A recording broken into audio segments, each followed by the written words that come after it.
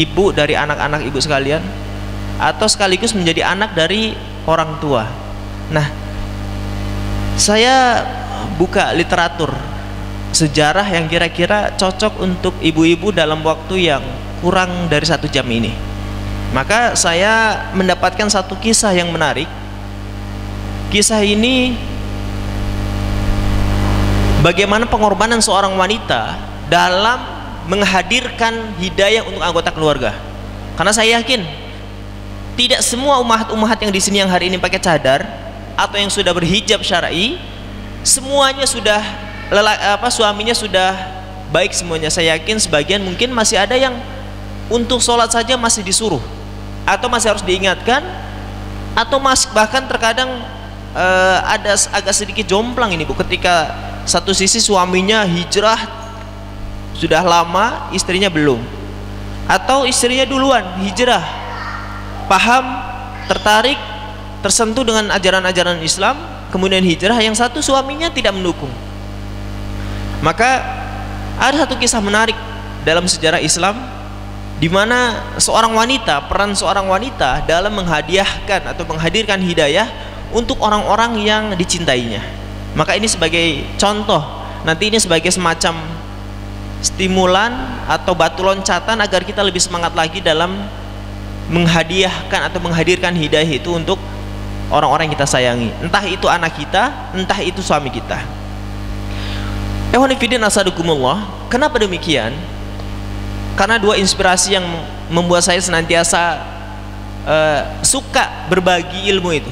Yang pertama, sabda Rasulullah SAW, li antahdi bika rojulan khairun laka min humurin ni'am. Sekiranya ada seorang hamba, seorang manusia yang dapat hidayah gara-gara kita, kata Rasul, khairun laka min humurin ni'am, itu lebih baik untukmu min humurin ni'am. Humur ni'am itu, humur itu merah, ni'am itu onta. Humur ni'am, onta merah. Dalam bahasa Arab terkadang istilah untuk satu kenikmatan itu sebagai simbol besarnya kenikmatan itu. Ketika Allah Subhanahu wa Ta'ala berfirman, kalau engkau memintakan ampun 70 kali untuk orang yang kafir, misalnya ada keluarga kita, naudzubillah, mati kafir, kata Allah, kalau kita mintakan ampun 70 kali tidak akan diampuni Allah Subhanahu wa Ta'ala. Kalau orang liberal hari ini tanya lagi itu Bu, kalau 71 kali Ustaz. Maka para ahli tafsir memahami teks-teks ayat yang bunyinya demikian itu untuk menunjukkan sebuah ungkapan bahwa berapa kali pun kita memintakan ampun, sebanyak apapun kita memintakan ampun untuk orang kafir yang sudah meninggal dunia, nggak akan diampuni Allah. Contoh lain, Allah berfirman, rakaat al-fajri khairu minad dunya wa ma fiha. 2 rakaat fajar, sunnah fajar, itu lebih baik daripada dunia seisinya. Ini untuk istilah saja betapa besarnya nikmat atau pahala sholat sunnah fajar itu. Termasuk hadis yang tadi saya sampaikan, bahwa ketika kita mampu menjadi wasilah terbukanya hidayah untuk seorang manusia, itu lebih baik di sisi Allah Subhanahu wa Ta'ala daripada onta merah, daripada kenikmatan dunia yang paling tinggi. Maka kalau itu kenikmatan dunia itu diukur dengan rumah, maka rumah paling mewah itu tidak lebih baik daripada bisa ngasih hidayah ke orang. Kalau kenikmatan dunia itu ukurannya uang, uang paling banyak, uang sebanyak apapun gak akan mampu menyamai keutamaan menjadi wasilah orang dapat hidayah. Kalau ukurannya mobil, mobil semewah apapun tidak akan mampu menyamai keutamaan memberikan hidayah kepada orang lain. Maka dari situ menjadi semacam penyemangat sendiri buat saya Bu, untuk senantiasa mau berbagi berapapun dan apapun yang kita ketahui. Karena Rasulullah SAW bersabda, balighu anni walau ayah, sampaikan dariku walaupun satu ayat. Rasul tidak nyuruh kita untuk jadi hafidul Quran dulu baru bisa berdakwah. Tidak harus hafal matan kitab madhab Syafi'i, matan kitab madhab Hanafi, matan kitab madhab Maliki, matan kitab madhab Hambali dulu baru boleh berdakwah. Enggak, harus hatam kitab tafsir Ibnu Katsir dulu. Enggak, satu sedikit sekecil apapun ilmu yang Allah kasih amanahkan kepada kita, ada kewajiban menyampaikan. Dan kalau ada orang dapat hidayah gara-gara kita, masya Allah, luar biasa dari pahalanya. Itu alasan saya kenapa kita harus sama-sama menjadi pelopor kebaikan. Ibu-ibu di sini yang suka SMS, ayo datang kajian kita Jumat siang, itu ketika ada orang tersentuh mau hadir dan dia sadar taubat saat itu, betapa besarnya pahala dia di sisi Allah Subhanahu wa taala. Buat yang suka mengingatkan orang, yang suka ngajak orang, jangan bosan, karena itu sebuah keutamaan. Yang kedua itu dari alasan kenapa saya suka berbagi apa yang saya baca, apa yang saya ketahui, saya sering suka berbagi. Yang kedua adalah sabda Rasulullah SAW, wa minan nas man ja'alallahu mafatihal khairi biyadih, atau dalam redaksi lain ala yadaihi. Fawailun wa minan nas man ja'alallahu mafatihah syari ala yadaihi. Dalam redaksi lain begini, wa minan nas man ja'alallahu ala yadaihi mafatihal syarri wa maghaliqal khair. Wa minan nasi man ja'alallahu ala yadayhi mafatihal khair wa maghaliqal syarr. Fatuba liman ja'alallahu mafatihal khairi ala yadayhi wa wailun liman ja'alallahu mafatihal syarri ala yadayhi. Ringkasnya artinya begini. Ada orang-orang, entah saya, entah ibu, entah nenek, ada nenek kita di sini, siapapun, ada orang-orang yang terkadang adanya dia itu sebagai pembuka pintu kebaikan, penutup pintu kemungkaran. Ada juga tipe orang yang kalau ada dia itu pembuka pintu kemungkaran, penutup pintu kebaikan. Maka kata Rasul, maka beruntunglah bagi siapapun yang punya tangan dengan adanya dia itu menjadi pembuka pintu kebaikan, penutup pintu kemungkaran. Ada juga orang-orang yang kalau ada dia itu pintu kebaikan ketutup, pintu kemungkaran kebuka. Maka kata Rasulullah SAW, maka beruntunglah fatuba, maka beruntunglah bagi siapapun yang dengan tangannya itu terbuka pintu-pintu kebaikan, pintu-pintu majelis taklim, pintu-pintu belajar tahsin, pintu-pintu sedekah, pintu-pintu sholat, semuanya. Fawailun liman ja'alallahu mafatihah syarri ala yadayhi, maka celaka bagi siapa yang dengan tangannya justru terbuka pintu-pintu kemaksiatan. Punya duit yang dipikirin buka tempat judi enak di sini nih, pikirannya adalah kemungkaran. Duit banyak yang dipikir bagaimana kita membuat lokalisasi di sini. Kayaknya di sini belum ada peluang bisnis, tempat-tempat karaoke kayaknya belum ada di sini. Maka ketika dia punya uang, pikirannya keburukan. Ketika dia punya kelebihan, pikirannya keburukan. Allah jadikan dengan tangannya justru membuka banyak pintu kemungkaran. Tapi betapa beruntungnya ketika justru tadi, ketika adanya kita, yang muncul adalah kebaikan, yang muncul adalah amal soleh. Maka ibu-ibu yang saya muliakan, itulah landasan kenapa saya suka berbagi ilmu. Karena kita tidak tahu dari siapa, dari sekian banyak ibu-ibu yang hadir ini, nggak tahu saya yang bisa memahami isi ceramah saya, masuk dalam hati, mau mengamalkan dan mau mendakwahkan, saya nggak tahu. Maka perbanyak, karena nggak tahu maka perbanyak orang-orang yang dapat manfaat dari kita. Ibu-ibu yang saya muliakan, kisah pertama, judulnya apa tadi Bu? Menjadi pelopor kebaikan, atau dalam bahasa lainnya menghadiahkan hidayah. Menghadiahkan hidayah untuk orang-orang kita cintai. Kalau ibu-ibu berarti yang paling dicintai, yang pertama dulu deh saya akan bahas suami. Suami sama anak cinta sama siapa Bu? Waduh, sulit Ustaz jawabnya gitu ya. Saya dari suami dulu deh. Ibu-ibu yang saya muliakan, hidayah adalah sebuah anugerah terbesar dari Allah Subhanahu wa taala. Saya yakin ibu-ibu menjadi seperti ini hari ini, itu butuh proses. Saya juga sampai hari ini butuh proses. Fir'aun bisa sampai seperti itu, ada prosesnya. Dulu Bu, terbayang nggak kita Fir'aun itu pernah bayi?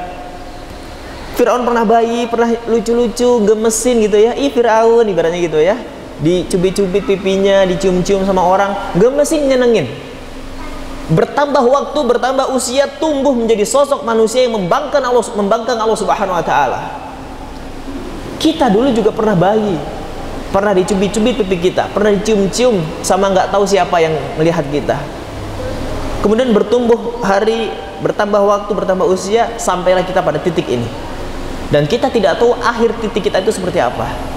Maka hidayah adalah sebuah anugerah terindah dari Allah Subhanahu wa taala. Sampai-sampai sampai Allah Subhanahu wa taala sendiri mewajibkan doa ihdinas siratal mustaqim itu dalam surah Al-Fatihah, yang menjadi salah satu rukun, bahkan rukun solat. Tanpanya solat tidak ada artinya, tanpanya solat gak sah. Ihdinas siratal mustaqim 17 kali kita ulang, minta hidayah kepada Allah Subhanahu wa taala. Nah, hidayah itu ada dua. Hidayah dari kafir ke Islam. Kedua, hidayah istiqomah di atas Islam. Karena di atas hidayah ada hidayah. Contoh Bu, kenapa saya katakan di atas hidayah di hidayah? Dulu orang kafir, ada yang mu'alaf nggak di sini Bu? Nggak ada ya. Kalau ada orang kafir, dia butuh hidayah yang paling utama adalah agar dia masuk Islam. Setelah masuk Islam, dia sholat asal-asalan, berpakaian juga ala kadarnya. Nemu jilbab dipakai, nggak nemu nggak pakai jilbab.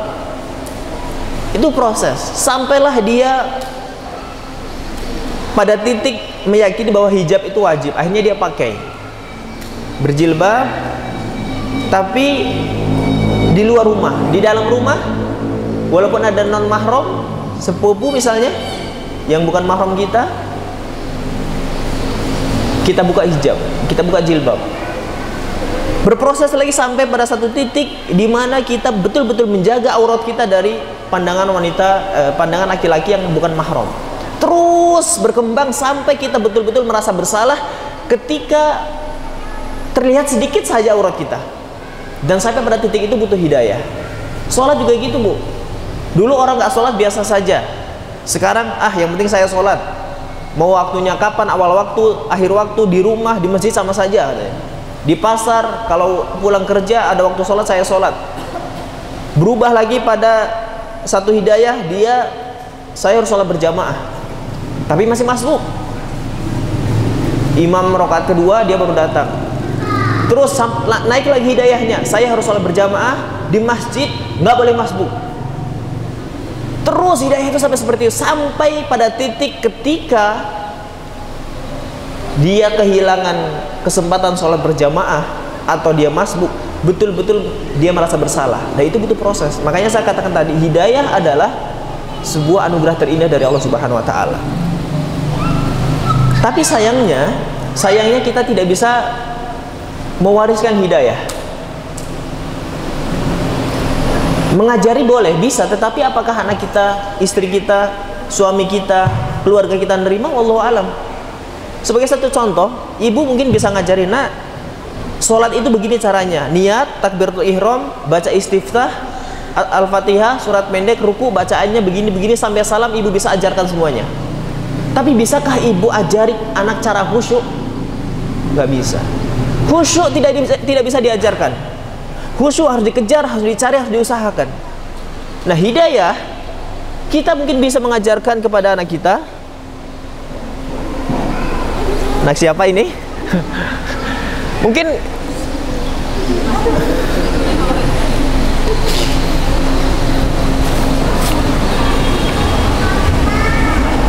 cek.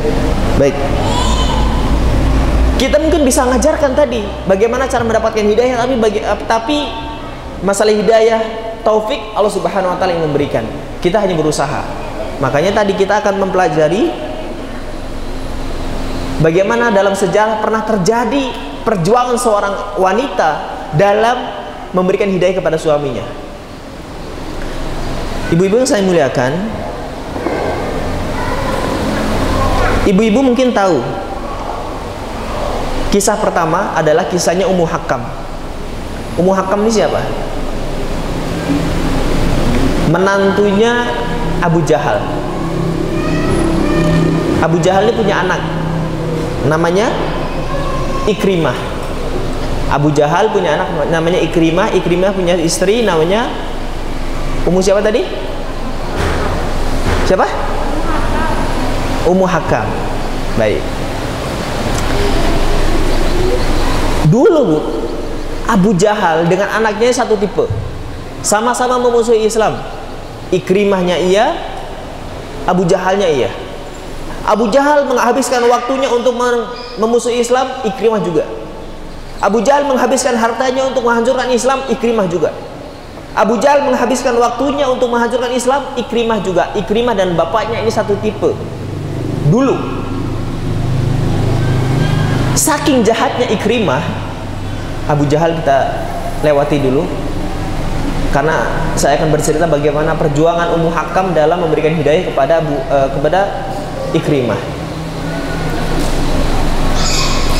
Ikrimah ketika Fathul Mekah, dia masih kafir.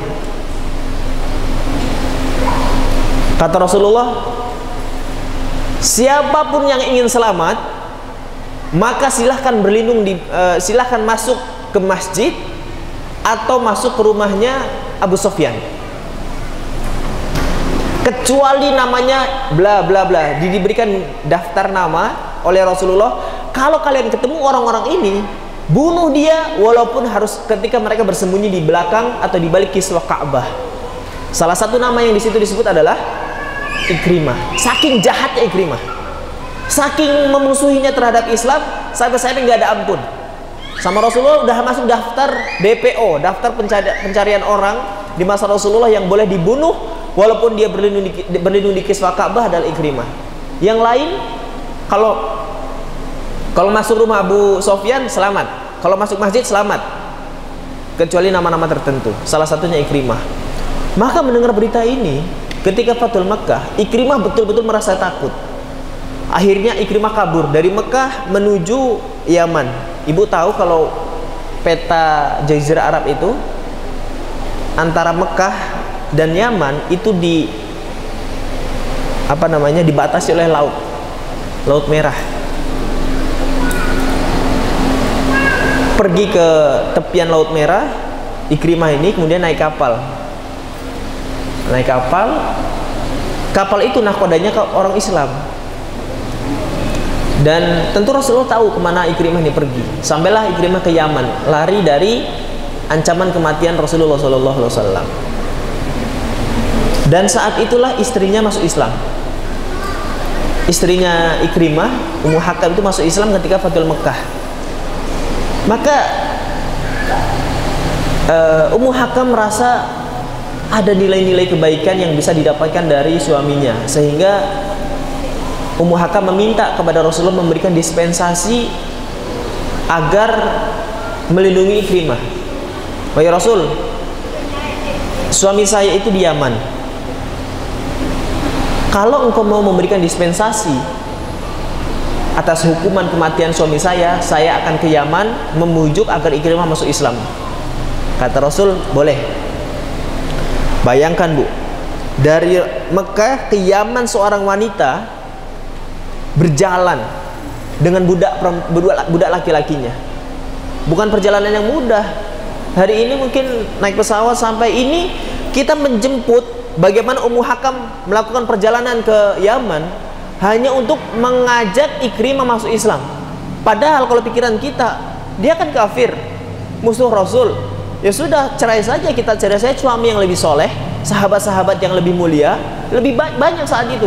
Tapi dalam hati Ummu Hakam betul-betul beliau ingin agar Ikrimah masuk Islam. Berjalanlah Ummu Hakam dari Mekah ke Yaman bersama budak laki-lakinya, di mana budaknya adalah mantan prajurit Romawi. Di tengah jalan banyak godaan. Pertama, Ummu Hakam sudah naik kendaraannya pelan, ditemani budak laki-lakinya, di tengah jalan diajak zina, Bu. Namanya orang Romawi. Orang-orang yang dulu penuh dengan kebebasan jadi budak, ngajak zina tuannya. Doro, zina yuk misalnya, kalau kita hari ini kan majikan perempuan ya. Ummu Hakam tahu kalau dia menolak bisa jadi dibunuh, bisa jadi terjadi sesuatu yang tidak diinginkan. Maka kata Ummu Hakam, jangan di sini, nanti di depan. Cerdasnya Ummu Hakam saat itu. Berjalan lagi, diajak lagi, wahai tuan, tuanku, wahai majikanku, ayo kita berzina saja. Kita sudah melakukan perjalanan yang panjang, kita capek, bagaimana kalau kita berzina?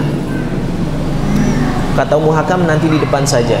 Sampailah Ummu Hakam di pemukiman. Ada satu pemukiman, lalu Ummu Hakam datang ke pemukiman itu, mengadukan masalahnya dan mengatakan bahwa budak saya mau menzinai saya.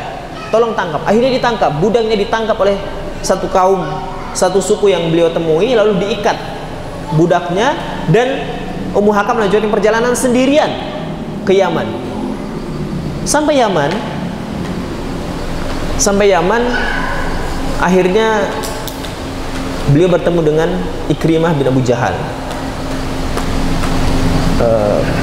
Ya melepas rindulah sepasang suami istri yang sudah lama nggak ketemu ya. Waktu itu qadarullah Ikrimah sedang berada di pantai.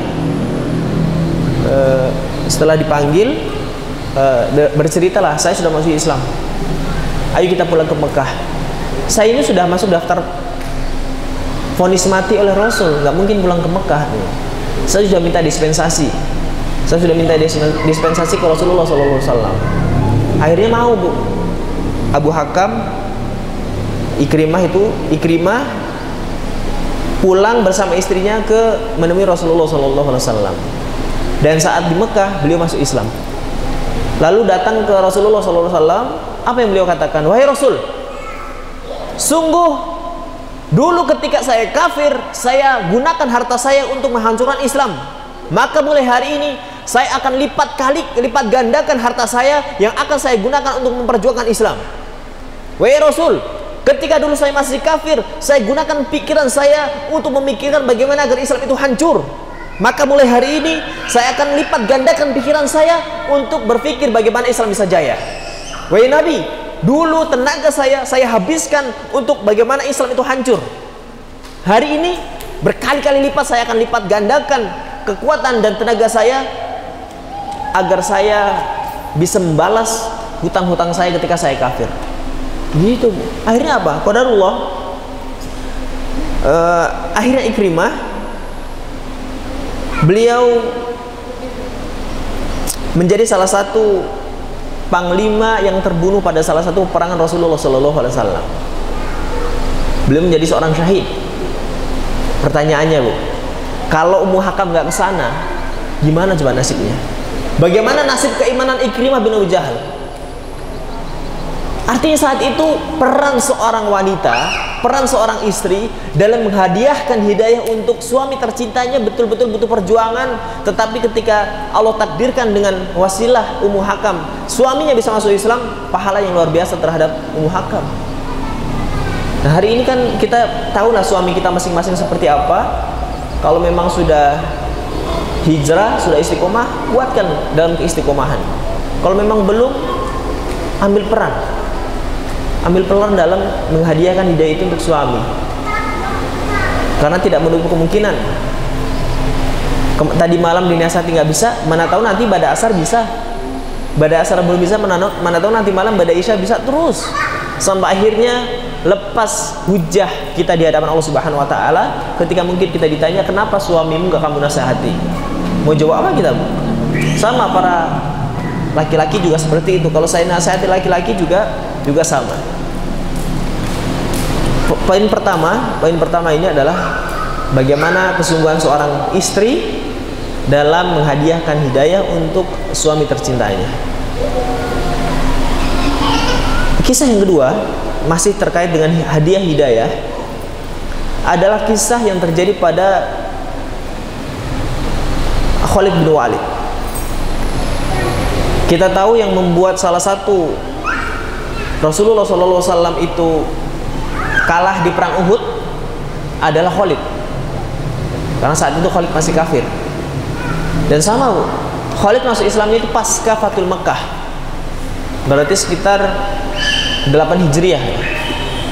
8 Hijriah Fathul Mekah, karena 7 Hijriah adalah Bai'ah Aqobah. Bai'ah Aqobah tahun 8 Hijriah Fathul Mekah. Kemudian tidak lama setelah itu Rasulullah SAW wafat. Tahun ke 10 Hijriah berarti Rasulullah wafat, mau masuk ke 11 Hijriah. Nah, ada kisah menarik antara perjuangan saudara ini. Kalau tadi suami istri, kalau ini saudaraan. Bahwa Khalid itu punya saudara kandung, yaitu Al-Walid bin Walid. Al-Walid bin Walid ini saudara kandungnya Khalid bin Walid. Berawal dari ketika tadi tahun ke-7 Hijriah itu kan Bai'ah Aqobah. Bai'ah Aqobah itu kalau ibu belum tahu, perjanjian antara Rasulullah dengan kafir Quraisy. Salah satu isi perjanjiannya, kalau ada orang Madinah ke Mekah, orang Madinah ini berarti kan muhajirin, orang Islam ke Mekah, maka nggak boleh balik lagi ke Mekah. Mohon maaf, nggak boleh balik lagi ke Madinah. Tapi kalau ada orang Mekah ke Madinah, harus dibalikin lagi ke Mekah. Salah satu isinya itu gencatan senjata, yang intinya adalah saat itu disepakati beberapa kesepakatan perjanjian damai antara orang Mekah, kaum musyrikin Mekah dengan Rasulullah di Madinah. Saat itu Khalid bin Walid membaca bahwa ini kalau secara sekilas semuanya merugikan umat Islam Bu. Bagaimana? Tadi orang Islam yang ke Mekah gak boleh lagi balik, orang Mekah yang ke Madinah harus dibalikin, kan secara sekilas merugikan. Tapi Khalid bisa membaca bahwa perjanjian Hudaybiyah adalah awal kebangkitan umat Islam. Maka ini baru dipikirkan oleh Khalid. Dan benar, setahun setelah perjanjian Hudaybiyah terjadi Fathul Mekah. Rasulullah SAW ke Mekah, kemudian mengambil kembali Mekah, yang mana mereka dulu terusir dari Mekah. Khalid saat itu nggak ada di situ, karena Khalid sudah tahu bahwa ini akan terjadi peperangan besar, akan terjadi kekalahan yang telak bagi orang-orang kafir. Karena Khalid nggak ada, maka saat itu Walid bin Walid ditanya oleh Rasulullah SAW, mana Khalid? Jadi Rasulullah menanyakan Khalid, Khalid nggak ada, Khalid sudah pergi dari Mekah. Akhirnya saudaranya nulis surat Bu, wahai saudaraku, saya tahu engkau pasti akan pulang ke rumah. Kalau engkau pulang ke rumah dan membaca surat ini, datanglah kepada Rasulullah SAW, karena Rasulullah menanyakanmu. Khalid ini kan tipenya, beliau bukan seperti Abu Hurairah yang banyak meriwayatkan hadis. Beliau juga bukan seperti Abdullah bin Abbas sebagai ahli tafsir. Khalid ini orang lapangan ibaratnya. Beliau suka perang, beliau suka jadi pak komando perang, panglima perang. Akhirnya ketika baca surat itu, Khalid merasa tersanjung karena Rasulullah menanyakan tentang dirinya. Jadi ditanya kabar saja itu sudah membuat luar biasa. Akhirnya betul Rasulullah, Khalid bin Walid ketika setelah membaca surat itu, akhirnya beliau ke Madinah menemui Rasulullah SAW dan menyatakan keislamannya di depan Rasulullah SAW. Karena apa Bu? Karena surat yang ditulis oleh saudara kandungnya bahwa Rasulullah nyariin. Ternyata kadang hidayah nggak sengaja Bu, ngomongnya simpel dikit, tapi kalau dari hati betul-betul berefek. Ibu tahu nggak Abu Hanifah? Abu Hanifah itu dulu pedagang. Pedagang jauh dari majelis ilmu, nggak majelis-majelis seperti ini beliau jarang. Beliau sukanya manggale ke pasar, jual beli, bisnis gitu. Abu Hanifah itu. Tapi beliau cerdas. Saat itu ada ulama fikih terkenal namanya Asy-Sya'bi. Jadi waktu Abu Hanifah lewat, ditanya oleh Asy-Sya'bi, mau kemana Abu Hanifah? Mau ke pasar? Jualan katanya. Belum jadi imam besar saat itu. kamu sudah nemuin siapa aja? Kamu sudah ngapain aja? Ditanya, kamu udah ngapain aja? Nggak ada, saya nggak ada ngapa-ngapain, ya pulang ke pasar, pulang ke pasar, pulang ke pasar katanya. Akhirnya bukan gitu maksud saya, kata Syabi, maksud saya ulama mana saja yang sudah engkau temui? Nggak ada, saya nggak ada pernah ketemu ulama katanya. Apa kata Syabi saat itu? Simple, kata-katanya, saya melihat ada kebaikan dalam dirimu. Jangan engkau sia-siakan waktumu, tuntutlah ilmu. Hanya itu, Bu. Kata-katanya, saya melihat ada kebaikan dalam dirimu, jangan sia-siakan waktu, tuntutlah ilmu. Dari kata-kata yang sesimpel itu, akhirnya Abu Hanifah terpukul, tergerak hatinya. Masya Allah, ternyata ada orang yang masih menginginkan kebaikan dari saya. Akhirnya Abu Hanifah setelah itu belajar terus, hingga akhirnya beliau menjadi salah seorang ahlu fikih dari kalangan orang-orang yang rasional. Artinya beliau kan ahlu ra'yi ya, karena beliau kan tinggal di Irak, di Baghdad. Kalau hadis dari Madinah sampai ke Barat itu jauh, bisa jadi doif di tengah jalan atau bisa jadi palsu. Makanya beliau kalau ada masalah lebih menggunakan akal daripada menggunakan hadis palsu. Makanya zakat fitri dengan uang yang membolehkan hanya satu madhab, yaitu Abu Hanifah, karena beliau lebih menggunakan logika daripada hadis palsu. Kalau Imam Syafi'i, Imam Malik, beliau karena di Madinah pusatnya ilmu hadis di situ, sehingga beliau lebih banyak menggunakan hadis. Tapi yang mau saya garis bawahi adalah Abu Hanifah bisa seperti itu karena ungkapan yang dilontarkan oleh salah seorang imam besar ahli fikih saat itu adalah Imam Asy-Sya'bi. Sedangkan Imam Asy-Sya'bi saja nggak menjadi ulama madhab dalam 4 itu. Abu Hanifah yang dikatakan kamu ada kebaikan maka jangan sia-siakan waktu, langsung tergerak hatinya. Terakhir, kisah terakhir adalah kisahnya Abu Hurairah. Ibu tahu Abu Hurairah itu punya orang tua yang masih kafir. Jadi suatu ketika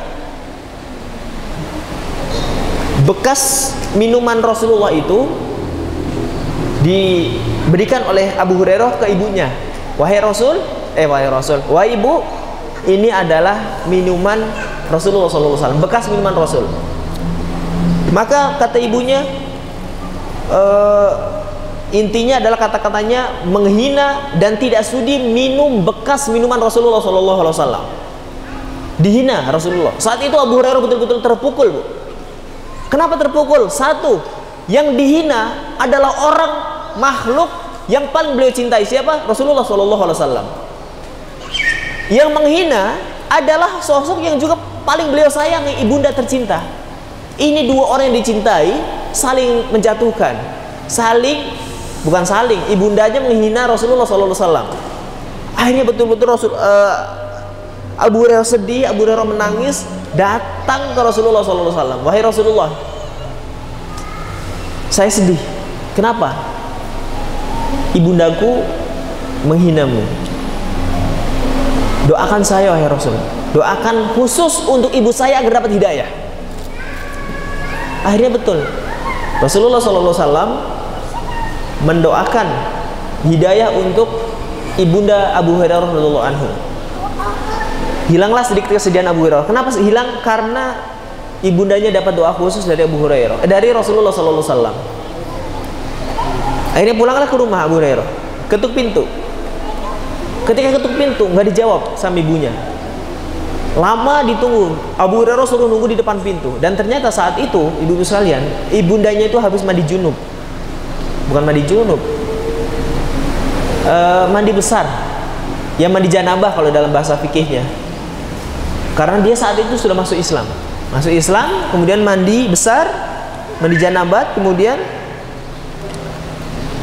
keluar menemui Abu Hurairah dan memperlihatkan bahwa ibundanya sudah masuk Islam. Betapa bahagianya Abu Hurairah. 2 kali kebahagiaan Abu Hurairah. Pertama, mendapatkan doa khusus untuk ibundanya dari Rasulullah SAW. Bahagia.